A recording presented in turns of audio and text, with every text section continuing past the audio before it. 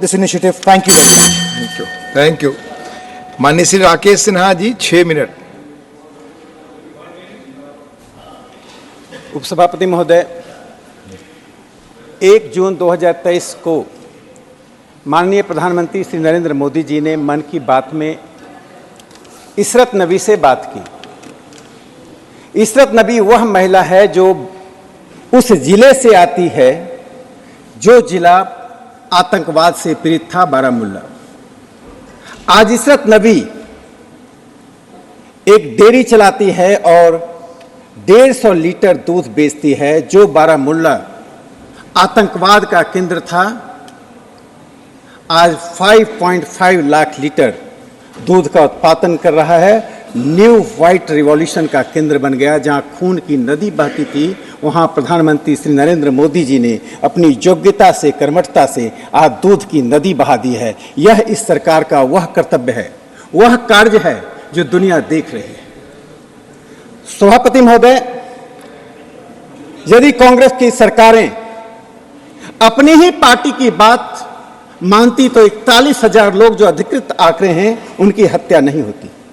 41,000 लोग जो मारे गए जम्मू कश्मीर में 1990 से लेकर 2017 तक। इससे पहले 1964 में जब आर्टिकल 370 को हटाने के लिए लोकसभा में प्रकाश वीर शास्त्री ने एक प्राइवेट मेंबर बिल लाया था, तब लोहिया जी ने कहा कि मैं इस कांग्रेस सरकार को यह नहीं कह सकता हूं कि अपने पांव पर खड़े हो, चूंकि इनके पास पांव नहीं है, ये टूटी लकड़ी के सहारे चलते हैं। तो एक सदस्य ने कहा था कि आप अपना पांव दे दीजिए। तो लोहिया जी का जवाब था, यदि पांव मेरा होगा, मस्तिष्क इनका होगा, तो देश में बर्बादी मच जाएगी। यह कांग्रेस पार्टी ने वही बर्बादी देश में लगातार करती रही है। यदि अपनी ही पार्टी के हनुमंतैया की बात मानते, जो संविधान सभा के सदस्य थे और लोकसभा में उन्होंने कहा, आप जम्मू कश्मीर की नीति ईस्ट और वेस्ट को देखकर बनाते हैं, क्या हम पश्चिम के डिक्टेशन के आधार पर करेंगे या लोकसभा में जो डायरेक्शन होगा, जो सदन का डायरेक्शन होगा, उसके आधार पर करेंगे? डिक्टेशन और डायरेक्शन की बहस चलती रही। लेकिन कांग्रेस पार्टी, जहां लोहिया जी थे, जहां जम्मू कश्मीर के सभी सदस्यों ने एक मत से कहा 370 हटा दो, नहीं हटाया। लेकिन देश में खून की नदी बही और अंत में 5 अगस्त को यह ऐसे आर्टिकल को हटाया गया जो संविधान पर न सिर्फ धब्बा था बल्कि देश पर धब्बा बना। सभापति महोदय, प्रधानमंत्री नरेंद्र मोदी जी का यह कर्म, अमित शाह जी के द्वारा लाया गया बिल जो कानून का रूप लिया, जिसे सर्वोच्च न्यायालय ने मुहर लगाया, जिसे देश और दुनिया समझती थी कि शायद 370 को हटाने पर देश में अराजकता फैल जाएगी, देश में सांप्रदायिक दंगे हो जाएंगे। लेकिन मोदी जी ने दिनकर जी के उस कथन को सिद्ध कर दिया है, कौन विघ्न ऐसा जग में टिक सके आदमी के मग में, खम ठोक ठेलता है जब नर पर्वत के जाते पांव उखर, मानव जब जोर लगाता है पत्थर पानी बन जाता है। तो प्रधानमंत्री नरेंद्र मोदी जी ने ऐसा ही 370 को हटाकर किया। माननीय गृह मंत्री अमित शाह जी ने जब इस बिल को इंट्रोड्यूस किया था, तब कांग्रेस पार्टी और विपक्ष की प्रतिक्रिया क्या थी? और उसी प्रतिक्रिया का परिणाम था कि ये सर्वोच्च न्यायालय तक गए। अभी तक इन्होंने हृदय से इसको स्वीकार नहीं किया है, तकनीकी रूप से ऐसे ही स्वीकार कर रहे हैं जैसे राम मंदिर के निर्णय के बाद ये राम मंदिर को स्वीकार कर रहे हैं, 370 पर सर्वोच्च न्यायालय के फैसले के बाद स्वीकार कर रहे हैं। इनके दिलों और दिमाग में अभी भी 370 और बाबरी मस्जिद बैठा हुआ है। इस पार्टी की, इस विचारधारा की नियति यही है कि इस देश को बर्बादी के रास्ते पर ले जाएं, इसलिए देश इन्हें बार बार खारिज करता है। सभापति महोदय, इस 370 के हटने के बाद आज जम्मू कश्मीर में जो एकलव्य और राधिका की कहानी चलती थी, जो 257 सफाई कर्मचारी को पंजाब से कश्मीर लाया गया था, चूंकि कश्मीर में सफाई कर्मचारी की हड़ताल था। ये वाल्मीकि समुदाय के 3000 लोग किसी रोजगार के लायक नहीं थे, वे बाध्य थे। राधिका एक राज्य स्तर के एथलीट थी, लेकिन उसे कोई रोजगार नहीं मिल रहा था। एकलव्य एक ग्रेजुएट था, उसे सफाई कर्मचारी बनने के लिए बाध्य किया जा रहा था। आज 370 हटने के बाद कोई राधिका और एकलव्य की ऐसी कहानी नहीं होगी जो मानवता के ऊपर एक कलंक होगा। आज राधिका और एकलव्य को, हजारों राधिका एकलव्य को समान अधिकार प्रधानमंत्री नरेंद्र मोदी जी ने दिया है। जम्मू कश्मीर ऐसा ही है। जैसे जम्मू कश्मीर के एक सदस्य ने 1964 में उस बिल को जब इंट्रोड्यूस किया गया था तो पूछा था कि हम महाराष्ट्र से अलग कैसे हैं।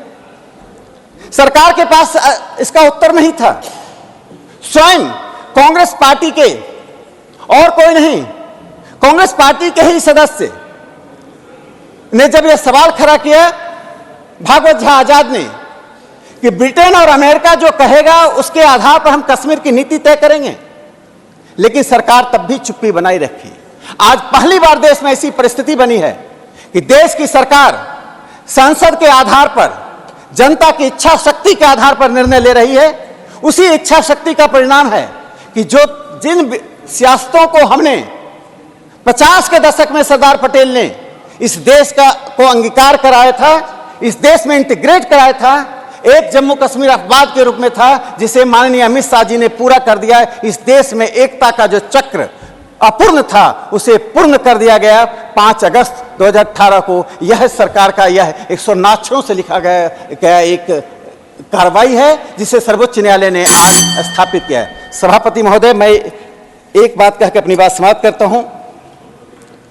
जिस प्रकार से इस देश की एकता और अखंडता के लिए लोग चिंतित रहते थे और उस चिंता का खोखलापन क्या था, मैं इस इंस्टांस से समाप्त करता हूं। जिस डॉक्टर श्यामा प्रसाद मुखर्जी जी ने बलिदान दिया, डिटेंशन में उनकी रहस्यमय मृत्यु हुई जो कि एक हत्या थी। उनकी मां जोगमाया देवी जी ने जब नेहरू जी से कहा, मैं आपके पत्र से संतुष्ट नहीं हूं, मैं आपके पत्र के द्वारा आपकी संवेदना नहीं चाहती हूं, मुझे सिर्फ यह चाहिए, न्याय चाहिए।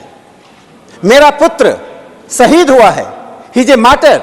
उन्होंने शहादत के लिए एक न्याय मांगा और नेहरू जी ने किसी भी प्रकार के जांच से इंकार कर दिया।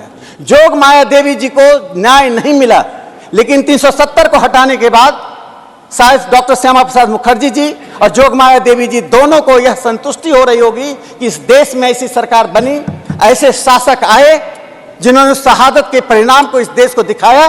डॉक्टर श्यामा प्रसाद मुखर्जी जी ने जो कहा था, एक देश में एक निशान, एक प्रधान, आज वही साबित हो रहा है। यह देश कश्मीर से कन्याकुमारी तक, हिमालय पर्वत के नीचे आज हम कश्मीर से कन्याकुमारी तक एक होकर इस दुनिया में खड़े हैं। विकास और समृद्धि इस देश का चरण चूम रही है। आज मैं विपक्ष से इतना ही अंत में अपील करना चाहता हूं कि प्रधानमंत्री नरेंद्र मोदी जी के विकास के कार्यों को, देश के एकता और अखंडता के रास्ते को आप स्वीकार कीजिए।